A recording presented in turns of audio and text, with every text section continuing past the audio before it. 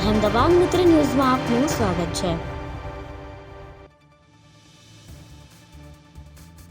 પાલનપુરના બિહારીબાગ પાસે વહેલી સવારે એક ટ્રક દુકાનમાં ઘૂસી ગઈ હતી।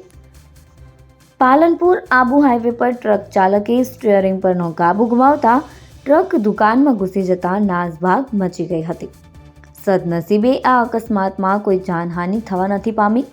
બનાવને પગલે પાલનપુર પોલીસે ઘટના સ્થળ પર પહોંચી વધુ તપાસ હાથ ધરી છે। બનાસકાંઠા જિલ્લામાં અકસ્માતનો સિલસિલો યથાવત જોવા મળી રહ્યો છે। આજે વહેલી સવારે એક ટ્રક દુકાનમાં ઘૂસી ગઈ હતી, જેના કારણે નાસભાગ મચી ગઈ। રાજસ્થાન તરફથી અમદાવાદ તરફ જતી ટ્રક પાલનપુર જૂના ચેકપોસ્ટથી એરોમા સર્કલ તરફ જતા અધવચ્ચે ટ્રક ચાલકે સ્ટીયરિંગ પરથી કાબુ ગુમાવ્યો હતો, જેના કારણે ટ્રક રોડ નજીક આવેલી દુકાનમાં ઘૂસી ગઈ। અકસ્માતમાં સદનસીબે કોઈ જાનહાનિ થઈ નથી। અકસ્માતને પગલે ઘટના સ્થળે લોકોના ટોળે એકત્ર થઈ ગયા હતા।